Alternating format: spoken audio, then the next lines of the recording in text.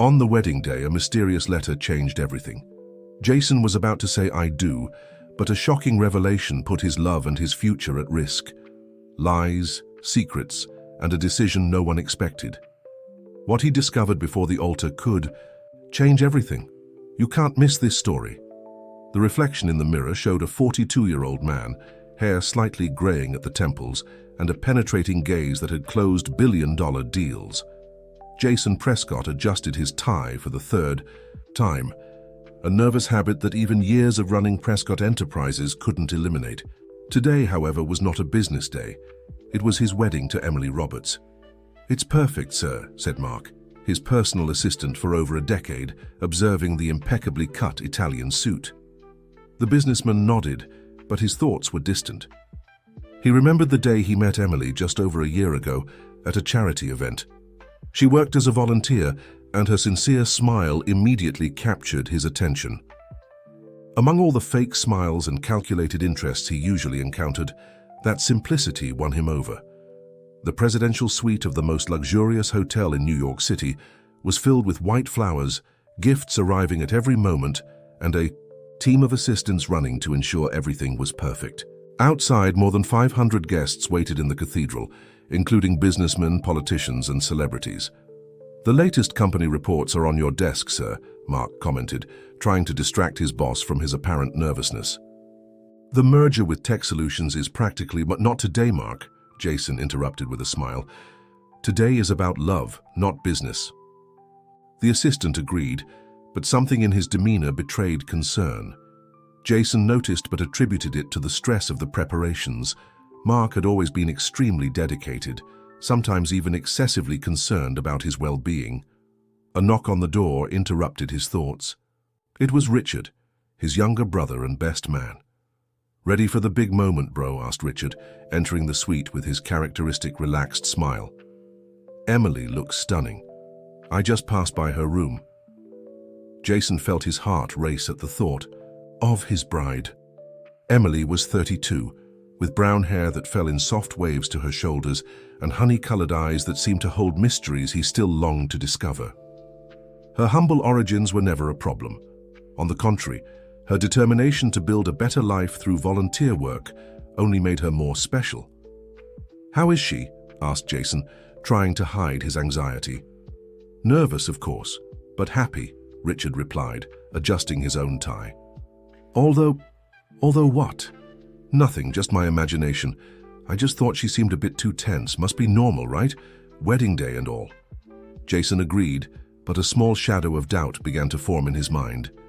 In recent weeks, Emily had seemed distant, sometimes lost in thought.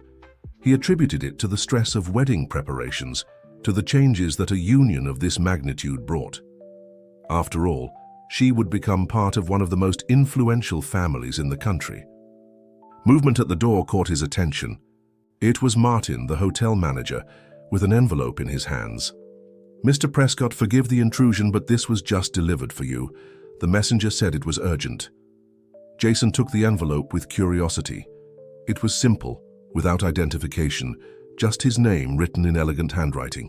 Something about that delivery disturbed him, like a silent omen. "Excuse me," he said, moving to a corner of the suite. His fingers trembled slightly as he opened the envelope. The message was short, but each word seemed to carry the weight of an anvil. "Dear Mr. Prescott, before you say I do, you need to know the truth about Emily. She is not who she claims to be, and the love she proclaims is nothing more than an elaborate lie. If you want proof, meet me in the hotel's winter garden in 15 minutes. Come alone. This may be your last chance to avoid the biggest mistake of your life." The paper trembled in his hands. Jason looked at his watch. There was an hour left before the ceremony. His analytical mind, trained by years of difficult negotiations, began to evaluate his options. He could ignore the letter, attribute it to some envious person trying to ruin his day. But something in the message, something in the way the words were chosen, struck a sensitive chord in his heart. "Is everything okay, Jason?" asked Richard, noticing the change in his brother's countenance. "Yes," he answered automatically, tucking the letter into the inside pocket of his jacket. I just need to take care of one last thing before the ceremony." His heart was racing as he walked towards the winter garden. Doubt, that unwanted companion, began to whisper in his ears. What could be so important that someone would risk delivering such a message moments before his wedding? And why, despite all his love for Emily, did something inside him say he needed to discover the truth? The winter garden was silent. Only the soft murmur of the water fountain could be heard. Among the exotic plants and light filtered through the stained glass, Jason waited, feeling that the next few minutes could completely change the course of his life. The air conditioning in the winter garden created an artificial atmosphere that contrasted with the suffocating heat of New York City outside. Jason checked his watch once more. 5 minutes had passed since he arrived. Each second seemed like an eternity as his mind projected 1,000 different scenarios. "Mr. Prescott." The female voice surprised him.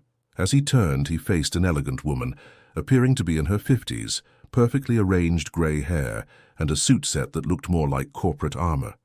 Her eyes, behind designer glasses, conveyed a seriousness that made him even more apprehensive. "I'm Regina Martinez, former financial director of the New Dawn Foundation," she introduced herself, extending her hand in a formal greeting. "The same foundation where Emily began her volunteer work." Jason felt a chill down his spine. The New Dawn Foundation was one of the largest charitable organizations in the country, responsible for multi-million-dollar social projects.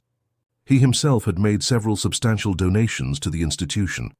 "Why are we having this conversation, Mrs. Martinez?"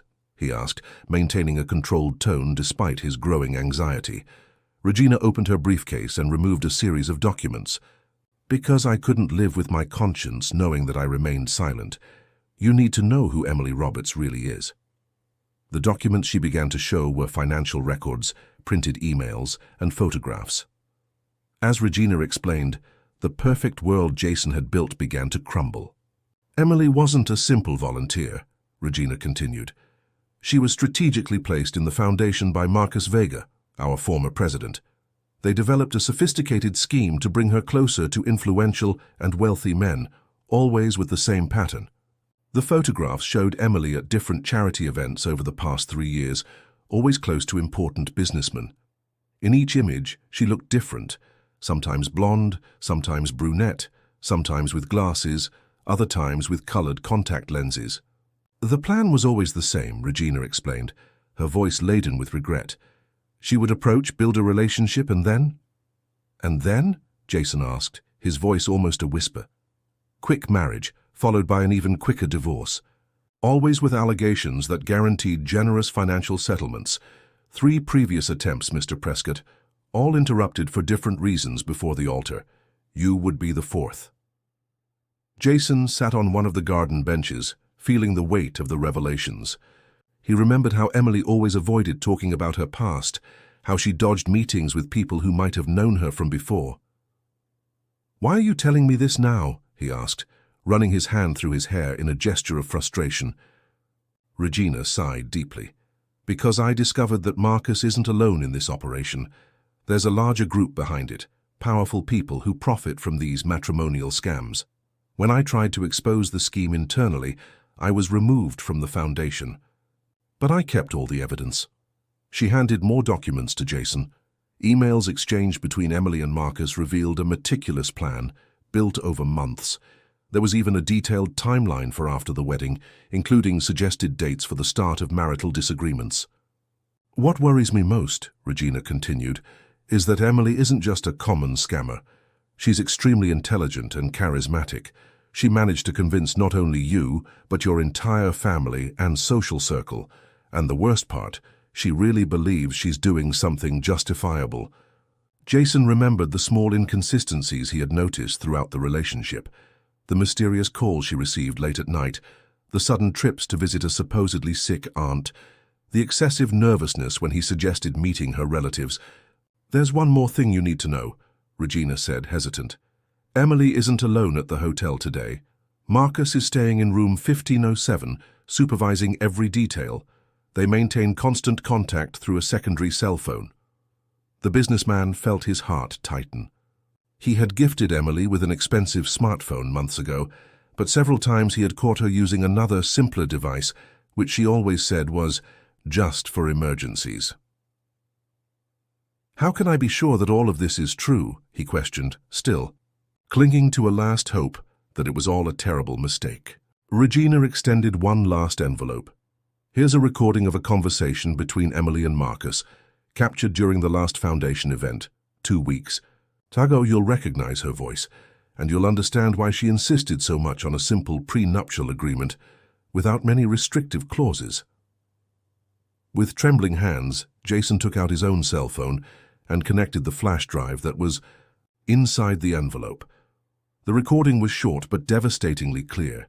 Emily's sweet voice, which had enchanted him so many times, now sounded cold and calculating as she discussed percentages and deadlines with Marcus. "I can't wait more than 6 months this time," her voice said. "The divorce scheme needs to be perfect. Jason is smarter than the others." The businessman turned off the recording, unable to continue listening. His hands were cold, and a feeling of nausea was beginning to form in his stomach. The clock showed 40 minutes until the start of the ceremony. "What do you intend to do?" asked Regina, her voice now softer, almost maternal. Jason stood up, adjusted his suit, and took a deep breath. Years of business experience had taught him to stay calm even in the worst crises, and this, without a doubt, was the biggest crisis of his life. "First rule of the corporate world, Mrs. Martinez. Always have a plan B," he replied, his voice regaining its characteristic firmness. "Now, if you'll excuse me, I need to make some calls before 500 guests start wondering where the groom is." As he walked back to the hotel lobby, his mind was already devising strategies. The man who had built an empire from scratch would not be destroyed by a scam, no matter how elaborate. But first, he needed to confirm one last thing. He needed to look into Emily's eyes and give her a chance to confess the truth. The elevator went up towards the floor of the bridal suite, where his bride was preparing for what should have been the happiest day of their lives. Jason felt the weight of the documents in the inside pocket of his jacket, as if he were carrying precious stones in reverse. Valuable, but capable only of destroying, not building. The corridor on the 15th floor seemed endless as Jason walked towards the bridal suite. Each step echoed in his ears like a countdown to the moment of truth. He stopped in front of room 1507, the room where, according to Regina, Marcus Vega was staying. He took a deep breath and continued on, storing this information for later. Before reaching Emily's suite, he encountered Betty, his future mother-in-law, leaving the room with teary eyes. "Oh, Jason, you scared me. The groom can't see the bride before the wedding. It's bad luck," she exclaimed, quickly wiping away her tears. "Betty, I need to talk to Emily. It's important," he said, noticing something strange in the lady's behavior. "She's so nervous, poor thing." "Normal, isn't it? Every bride gets like this," Betty replied, avoiding his gaze. "Maybe it's better to wait until—" "Mrs. Betty," Jason gently interrupted her. "Are you crying from emotion, or is there something I should know?" The woman's face paled. Her hands began to tremble slightly. I can't. Emily is my daughter, Jason, my only daughter. And I need to know if she really loves me," he replied, his voice firm but gentle. "You know something, don't you?" Betty looked around as if checking if they were really alone in the corridor. Then, in an almost inaudible whisper, she said, "She's not my little girl from before. Since she met Marcus, she changed so much. I tried to warn her, but—" "Marcus Vega?" Jason asked, feigning surprise. "You know him?" He appeared in our lives 3 years ago, said he could help Emily have a better life, that she deserved more than our simplicity. At first I thought he was just a mentor, you know, someone wanting to help. But then tears began to stream down Betty's wrinkled face. "Forgive me, Jason. I should have told you before. But Emily made me promise to keep quiet. She said she had finally found true love with you, that this time it was different." "This time?" he questioned, feeling his heart tighten even more. "I can't say anything else. She's my daughter.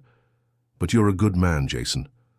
Too much goodness sometimes makes us blind." With those words, Betty quickly moved away towards the elevator, leaving Jason even more determined to discover the whole truth. As he approached the door of the bridal suite, he heard raised voices coming from inside. He immediately recognized Emily's voice, but she wasn't alone. "I can't do this," she was saying, her voice trembling. "He doesn't deserve it. Don't be stupid." A male voice replied, "It must be Marcus.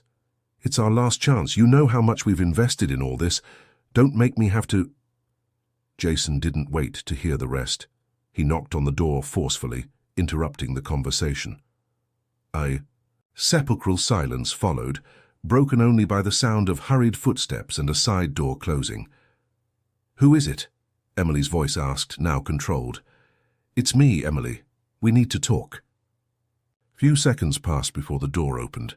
Emily was stunning in her wedding dress, an exclusive creation that had cost a small fortune. Her eyes, however, were red, and her makeup slightly smudged. "Jason, you can't see me like this. It's bad." "Luck." She tried to smile, but her nervousness was palpable. "Who was here with you?" he asked directly, entering the suite and closing the door behind him. "Nobody. Just my mother, who just left, and—" "Don't lie to me, Emily," he interrupted her, his voice calm but firm. "Not anymore." Her smile disappeared instantly. Her eyes quickly darted to the bathroom door of the suite and then back to Jason. "What are you talking about?" She tried to maintain her composure, but her hands were visibly shaking.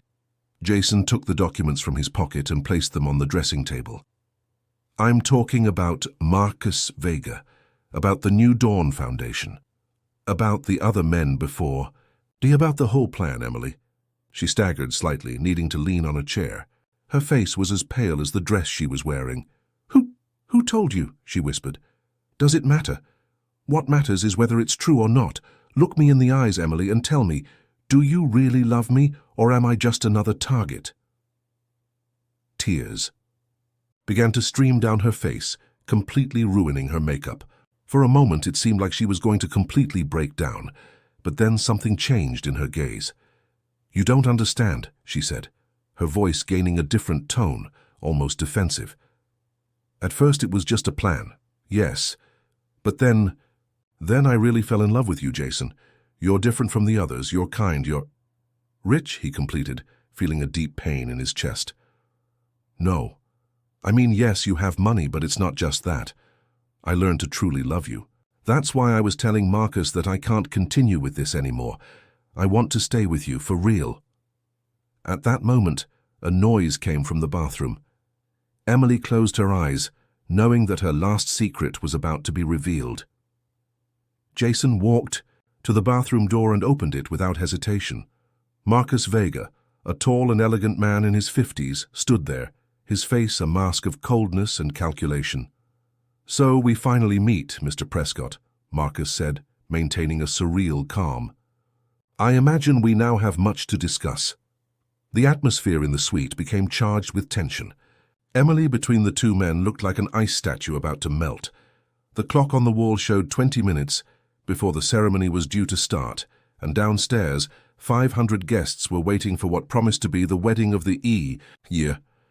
But for Jason, there was only one question to be resolved, to discover if there was still any truth behind all those lies. The bridal suite, with all its luxurious and romantic decoration, now looked like an emotional battlefield. The heavy silence was broken by the distant sound of musicians tuning their instruments in the hotel garden, a cruel reminder of the ceremony that was supposed to happen in minutes. "Very well," Marcus was the first to speak, adjusting his tie, not with a disturbing tranquility. "Since we're all here, how about a civilized conversation?" "Civilized?" Jason let out a bitter laugh. "Like Mrs. Martinez from the New Dawn Foundation?" The name had a visible effect on Marcus, who for a moment lost his studied composure. Emily, still standing between the two men, widened her eyes. "Regina," she whispered. "It was her who—" "That old meddler," Marcus cut in, his voice now laden with contempt. "Always trying to ruin our growth opportunities." "Opportunities?" Jason questioned, maintaining admirable control over his anger. "Is that what you call destroying people's lives?" Emily took a step forward, her wedding dress rustling softly. Jason, please let me explain. It's not that simple. Then explain it to me, Emily, he replied, his eyes fixed on hers. Explain why you pretended to love me. Explain why you built this whole farce. Because she's brilliant at it, Marcus intervened, an arrogant smile on his lips. The best I've ever trained. She has a natural gift for making men like you fall. In love. Shut up, Marcus, Emily suddenly shouted, surprising both men. You don't understand, I really love him. Marcus laughed, a cold and calculating sound. Love? Don't be ridiculous, darling. You know very well why you're here. The agreement. What agreement? Jason asked, though he already suspected the answer. Emily started crying again, but this time her tears seemed different, more genuine. I was supposed to marry you, and after 6 months, ask for a divorce, create a situation that would guarantee me a good settlement. Marcus organized everything like the other time. Emily, Marcus warned severely. No, enough lies, she continued, turning to Jason. At first it was just another job. I came from a very poor family.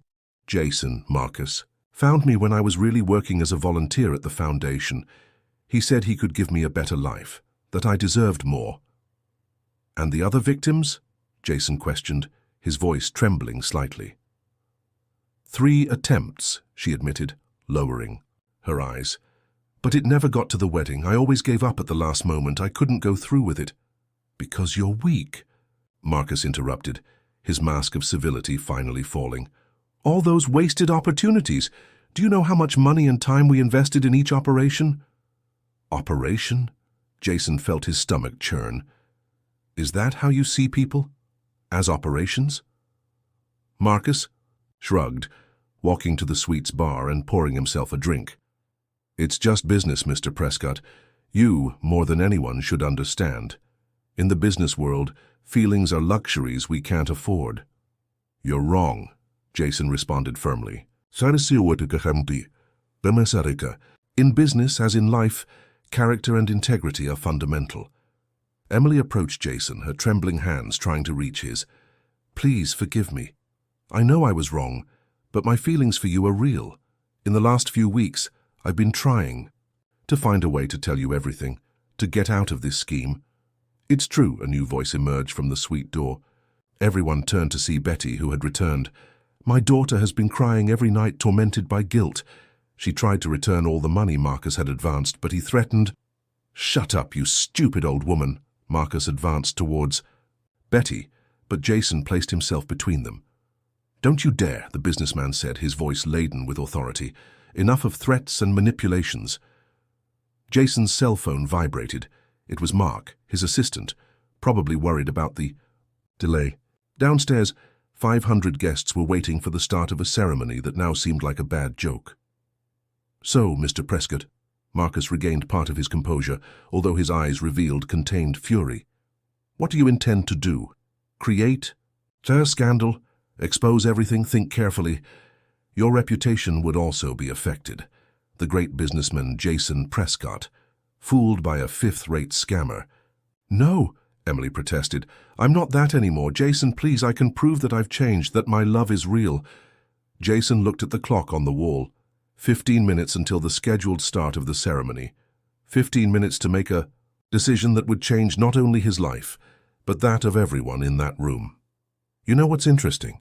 He began, his voice surprisingly calm. In all my years of business, I've learned that people's true nature always reveals itself in moments of crisis, and this moment is showing us a lot about each of us. He walked to the window, observing the guests arriving in the garden below. The decision he needed to make was not just about his future, but about justice, truth, and the possibility, however small, of redemption. The sound of musicians tuning their instruments in the garden seemed increasingly loud, echoing like a countdown in the bridal suite. Jason kept his eyes fixed on the window, observing the movement of guests below, all oblivious to the drama unfolding on the 15th floor. Mark, he spoke into the phone, his voice controlled. I need you to come up to the bridal suite immediately. And bring Regina Martinez with you. Marcus took a step forward, his expression changing from arrogance to concern. What do you think you're doing? What I should have done a long time ago, Jason replied, hanging up the phone. Emily, you said you tried to return the money to Marcus. How much exactly did he advance you? Emily, still trembling in her wedding dress, hesitated for a moment. $200,000. It was like insurance, he said, to ensure I wouldn't give up this time. And you tried to return it? Jason asked, closely observing Marcus's reaction. Yes, Betty intervened, approaching her daughter. Last week, Emily withdrew all her savings, sold the car you gave her, everything to try to get rid of this debt. But Marcus said the agreement went far beyond money. Shut up, Marcus vociferated, his face red with anger. You have no idea what's at stake here. Actually, we do, a new voice sounded from the door. Regina Martinez entered the suite, accompanied by Mark. And I have all the necessary evidence to bring down your scheme, Marcus. The man visibly paled. Regina, always sticking your nose where it's not wanted. I discovered more things since our last conversation, Regina continued, addressing Jason. Marcus doesn't act alone. There's an entire network of influential people behind these matrimonial scams. Politicians, businessmen, people who benefit from blackmail and manipulation of others. Emily covered her face with her hands, sobbing. I wanted so much to tell you everything, but they threatened my mother said they would destroy our life if I didn't go through with the plan. Jason finally turned from the window, facing each person in the room. His gaze lingered on Emily for a longer moment, searching in her eyes for some sign of truth amidst so many lies. Mark, he called his assistant. How long do we have? Until the ceremony starts. 10 minutes, sir. The guests are almost all seated. Good. Now I'm going to tell you exactly what each of you is going to do, Jason spoke, his voice carrying that tone of authority that had made him famous in the business world.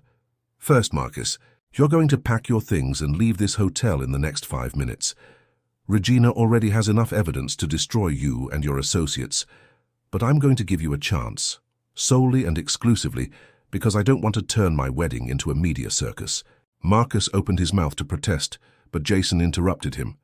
If you prefer to stay, I can call the police right now. The choice is yours. The older man looked around, like a cornered animal, before grabbing his briefcase and walking towards the door. Before leaving, he turned one last time. You don't know who you're messing with, Prescott. No, Marcus. You're the one who has no idea, Jason responded calmly. Regina, please make sure our friend leaves the hotel without causing problems. After Marcus and Regina left, Jason turned his attention to Emily and Betty. The bride's face was stained with tears and smudged makeup, but there was something different in her eyes, perhaps relief, perhaps fear of what would come next. Mrs.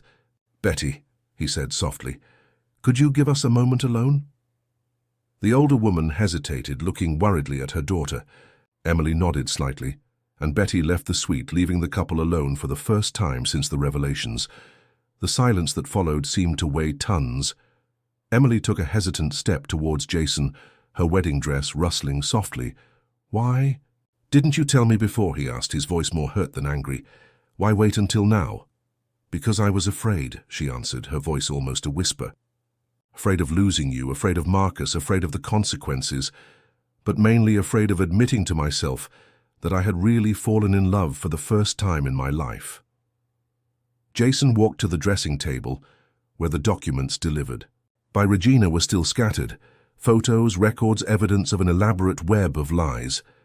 But there was also something else there, the bank statements showing Emily's attempts to return the money, the desperate messages she had sent trying to free herself from the scheme. You know what's most ironic, he asked, turning to face her. It's that in all these months together, in all our conversations and moments, I always felt there was something more in you, something true fighting to escape from all these lies. Emily sobbed, her hands clutching the fabric of the dress. And now? What happens now? Mark knocked discreetly on the door.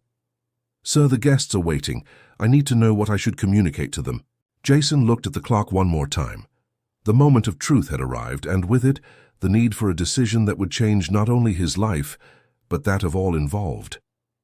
The reflection in the suite's mirror showed two people who, despite being dressed for a wedding, looked like they had just come out of an emotional battle. Emily with her impeccable wedding dress contrasting with her smudged makeup, and Jason, still elegant in his Italian suit, but with shoulders tense from the weight of the latest revelations. "Mark," Jason finally spoke, without taking his eyes off Emily. "Tell the guests that the ceremony will be delayed by an hour. Ask them to serve more champagne and keep the background music going." "Yes, sir," the assistant replied, clearly relieved to have clear direction. "Should I prepare any specific explanation?" "Just say we're resolving important last-minute details. It wouldn't be the first time a wedding starts with some delay." After Mark left, Emily looked at Jason with a mixture of hope and fear. "An hour? For what?" "Because we need to talk." "For real this time," he replied, loosening his tie and sitting in one of the suite's armchairs. "Without Marcus, without pressure, without masks, just you and me." Emily nodded, carefully sitting in the opposite armchair, the wedding dress spreading around her like a sea of lace and silk. "Where do you want me to start?" she asked, her voice still trembling. "From the beginning, from the real beginning." Emily took a deep breath, adjusting herself in the armchair. "I was born in Harlem. My mother worked as a cleaning lady, and I always dreamed of giving her a better life. I studied hard, got a scholarship to college, but in my third year, I had to drop out because Mum got sick.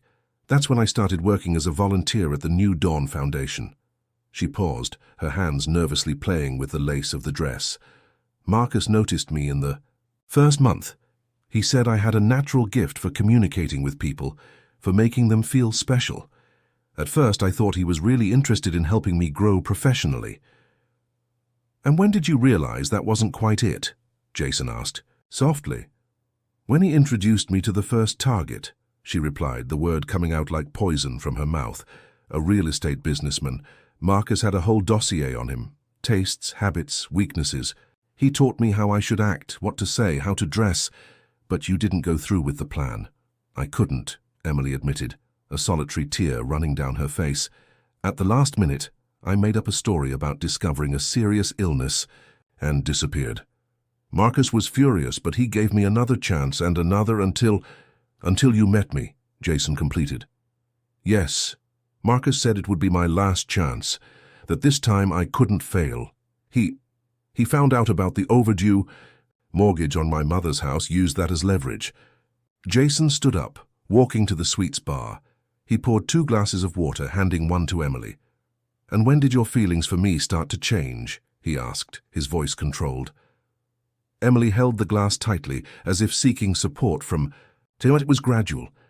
At first I followed Marcus's script, the smiles, the right words, the studied gestures. But then you did something that none of the others had done." "What?" "You saw me, really, not just the facade I presented, but something deeper. Remember that night at the cultural center, when we found that old man selling used books?" Jason nodded, remembering the moment. "You bought his entire stand, not to impress, not to show off, but because you really cared about his story. And then you donated all the books to a community library. That's when I realized you were different." The businessman sat back down, processing every word. "Why didn't you try to tell me before?" "I tried, several times," she replied, her voice choked. "But every time I worked up the courage, Marcus would appear with a new threat, a new reminder of what was at stake. Last week, when I tried to return the money, he made it clear that it wasn't just about the money anymore. He had much more to lose if I gave up." "The network of people behind him," Jason concluded. "Yes, politicians, businessmen, people who profit from these scams. It's not just about millionaire marriages and divorces. It's about power, about control." The silence that followed was interrupted only by the distant sound of music in the garden. Jason stood up again, walking to the window.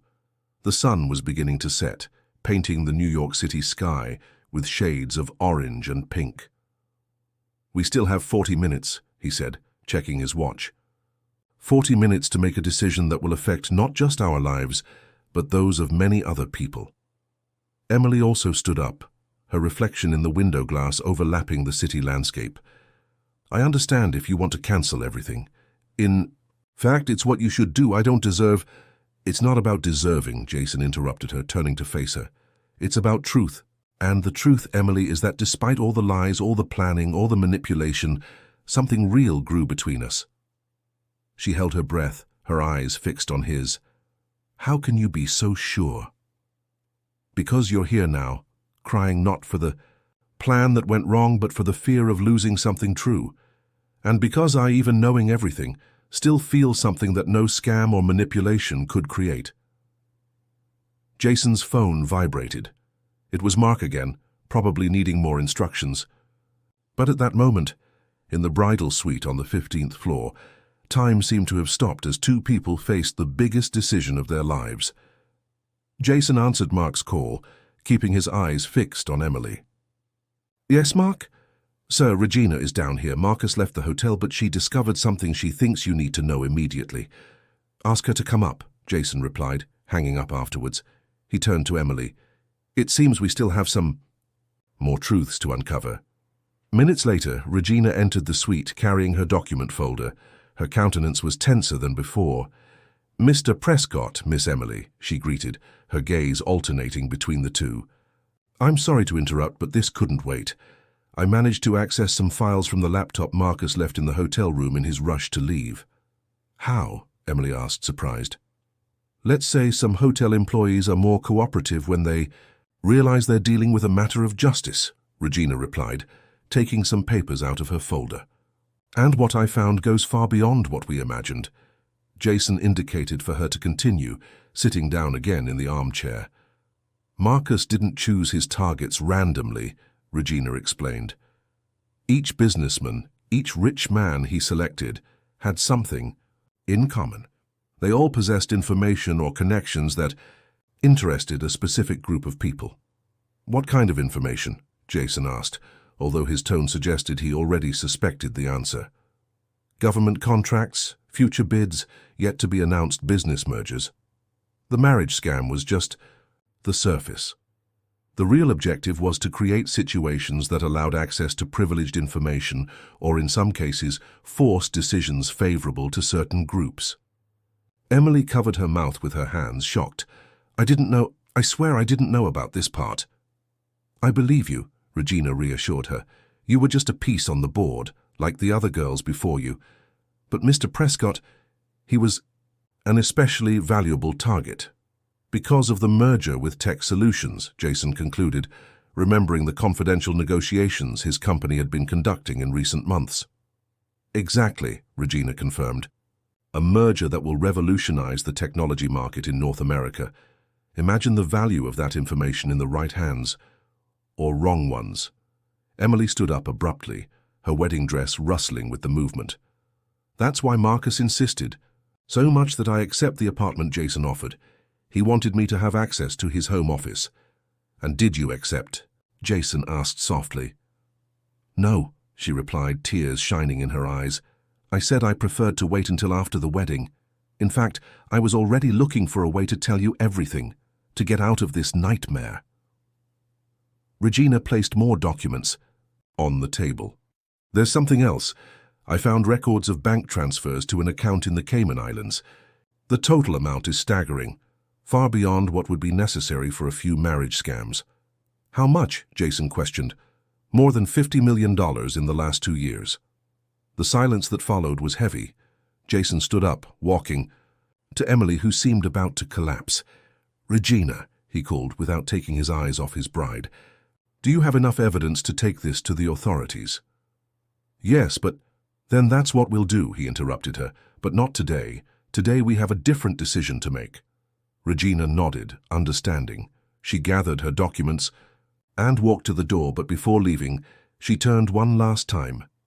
Mr. Prescott, regardless of your decision, know that I'm at your disposal to help in whatever way necessary. After she left, Jason and Emily were alone again. The clock showed they still had 20 minutes before the additional hour ran out. You really didn't know about this part of the scheme? He asked, his voice gentle. No, Emily responded firmly. For me, it was already hard enough to deal with the guilt of the marriage scam. If I had known there was something even worse, she paused, taking a deep breath. Jason, I know I don't deserve it, but I need you to believe me at least in this. My feelings for you are real. He moved closer, gently touching her face. You know what's most incredible in all of this? I believe you. And not because I'm naive or because you're a great actress. I believe because I saw the change in you over these months. I saw how you fought against your own demons, how you tried to do the right thing even under threats. And now, she asked, her voice barely above a whisper. Jason looked at his watch one more time. The sun had completely set, and the lights of New York City were beginning to dot the landscape through the suite window. Downstairs, 500 guests were waiting for an answer, an outcome to this story that had taken such unexpected turns. Now, he replied, a small smile forming. On his lips, we're going to do something that no one expects. Jason took his phone and made 3 quick calls. The first to Mark, the second to his brother Richard, and the third to the justice of the peace waiting in the garden. Then he turned to Emily, who was watching him with a mixture of curiosity and apprehension. "Do you trust me?" he asked. "After everything I did, I should be the one asking that," she replied, trying to contain the tears that threatened to return. "Just answer. Do you trust me?" Emily hesitated for a moment, then nodded. "With my life." "Good," he smiled, taking her hand, "because what we're going to do now requires total trust from both parties." The suite door opened, and Mark entered accompanied by Richard and Regina. The 3 looked curious and slightly apprehensive. "Bro," Richard began, "what's going on? The guests are starting to get restless." "Ladies and gentlemen," Jason spoke, his voice carrying that tone of authority he used in important meetings, "I need your help to accomplish something unique, something that will change not just our lives, but potentially those of many other people." He turned to Emily, still holding her hand. "You said you tried to tell me the truth several times, that you fought against this scheme. Now is your chance to prove it. I'm proposing that we get married, yes, but not in the way everyone expects." "What do you mean?" she asked, confused. "Instead of a traditional ceremony, let's turn this wedding into a new beginning, not just for us, but for all the other people who may have been or would be victims of this scheme." Jason released Emily's hand and walked to his briefcase, taking out some documents. "Mark, please give this to the Justice of the Peace. These are new terms for our prenuptial agreement." The assistant took the papers, giving them a quick glance before widening his eyes. "Sir, are you sure about this?" "Absolutely," Jason replied, returning to Emily's side. "These new terms establish that all our joint assets will be used to create a foundation, a real foundation dedicated to helping people who have been victims of schemes like this and to investigating and exposing criminal organizations that take advantage of others' vulnerability." Emily covered her mouth with her hands, her eyes wide with surprise. "Jason, I'm not finished," he continued. "Regina, I want you to be the executive director of this foundation. Your integrity and dedication to justice are exactly what we need." Regina adjusted her glasses, visibly moved. "It would be an honor, Mr. Prescott." "Richard," Jason turned to his brother, "I need you to temporarily take over the presidency of Prescott Enterprises. I'm going to take a 6-month leave." "Leave? For what?" Richard asked, surprised. "To travel with my wife," he replied, looking at Emily. "We're going to spend that time getting to know social projects across the country, identifying where our new foundation can make a difference. And also," he paused significantly, "it will be a time for us to truly get to know each other, without masks or external pressures." Emily was trembling slightly, silent tears running down her face. "Why? Why would you do this after everything you discovered?" "Because I believe in redemption," he replied simply. "I believe that people can change when given a real chance. And mainly I believe that love, when it's real, can be a transformative force." He approached her, gently wiping away her tears. "So, Emily Roberts, what do you say? Will you marry me? Not for the money, not for the plan, but for the chance. To do something meaningful together?" The silence that followed seemed to carry the weight of the world. Richard, Mark, and Regina watched the scene, holding their breath. Outside, the garden was illuminated for a ceremony that could happen in a completely different way than planned. Emily looked into Jason's eyes, searching for any sign of doubt or hesitation. She found only sincerity, and something more, something that reminded her of the exact moment she realized she had truly fallen in love with him. "Yes," she answered, her voice firm despite the tears. "Yes, I'll marry you, and I accept dedicating my life to fixing the harm I helped cause." Jason smiled, a genuine smile that lit up his face. "Mark, let the justice of the peace know that the ceremony will begin in 15 minutes. But first," he turned to Regina, "we need your help to prepare a speech. The guests deserve to know what kind of wedding they'll be witnessing today." Regina nodded, already taking out her tablet to make notes. Richard approached his brother, giving him a tight hug. "You're crazy, you know that?" the younger brother said, laughing. "But I think it's exactly what the world needs sometimes. A little craziness mixed with a lot of love." Jason looked out the window, where the lights of New York City shone like thousands of earthly stars. In 15 minutes, he and Emily would go down to transform what should have been a scam into something much bigger, a chance for redemption and real change. The hotel garden was magnificent under the early evening lights. 500 guests, members of the country's business and political elite, anxiously awaited the start of the ceremony that was already more than an hour late. The musicians played softly, creating an atmosphere of expectation in the air. Mark went up to the small stage set up near the altar, adjusting the microphone. "Ladies and gentlemen, may I have your attention, please? In a few minutes, our bride and groom will come down for the ceremony. Before that, however, Mr. Prescott would like to share a few words with all of you." A murmur of curiosity ran through the audience when Jason appeared, impeccable in his suit, with Emily by his side. She had retouched her makeup, but her eyes still carried the shine of tears. Now, however, they were tears of genuine emotion. "Good evening, everyone," Jason began, his voice firm and clear. "I deeply appreciate the presence and especially the patience of each of you. The delay in our ceremony has a special reason, which I'd like to share with you now."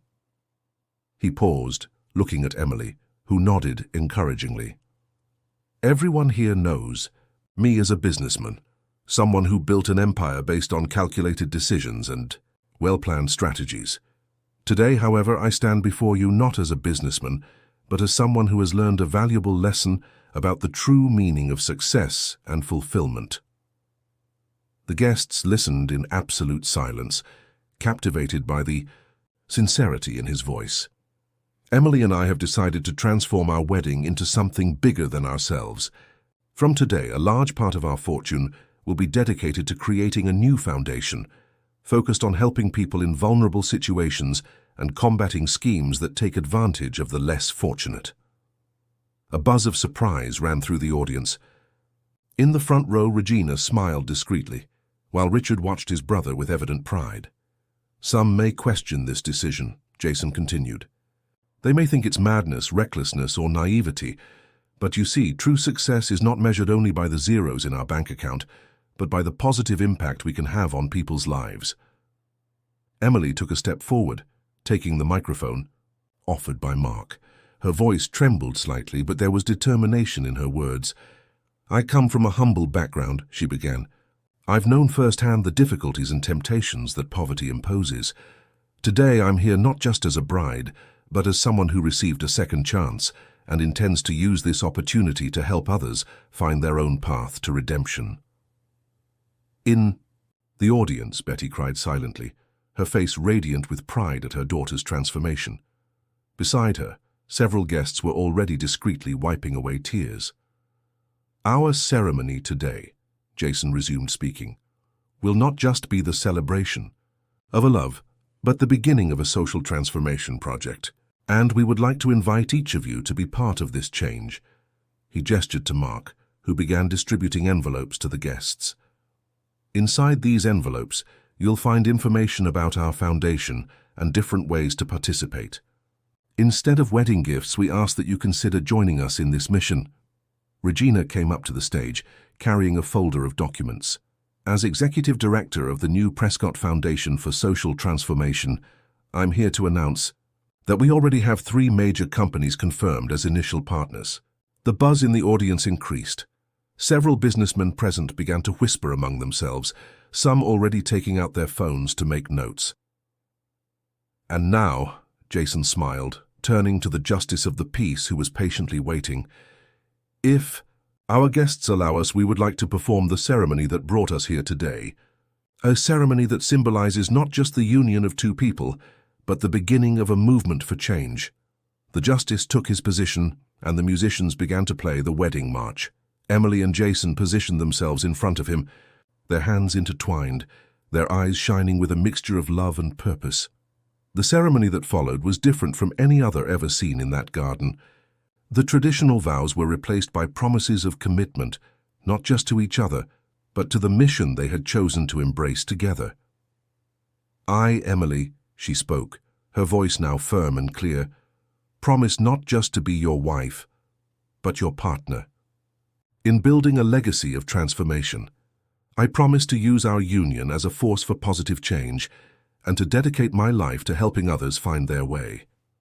"And I, Jason," he responded, "promise to be not just your husband, but your companion. On this journey of redemption and transformation, I promise that we will use our love as a beacon to guide others to the light of hope and change." When the justice declared them husband and wife, the explosion of applause that followed was not just for the union of a couple, but for the celebration of a new beginning, a new way of thinking about love, power, and purpose. The sun was setting over a small community in rural Virginia, painting the sky with shades of orange and pink. Emily watched the horizon from the porch of a newly renovated school while waiting for Jason to finish a meeting with local community leaders. 6 months had passed since the wedding that had made headlines in all the country's newspapers, not for luxury or glamour, but for the unexpected transformation into a social change project. The Prescott Foundation for Social Transformation had already inaugurated 5 support centers in different states, and this was the 20th project. The couple had visited on their journey across the country. "What are you thinking about?" Jason's voice surprised her as he joined her on the porch. "About how things have changed," she replied, leaning back on her husband's shoulder. "Did you know I received a message from Maria today? That girl we met in the New Orleans project. The one who was being lured into a scheme similar to Marcus's. Yes, she got a scholarship through the foundation. She's starting law school next semester." Jason smiled, hugging her by the waist. The gentle breeze tousled Emily's hair, which now sported its natural colors. There was no longer any need for disguises or characters.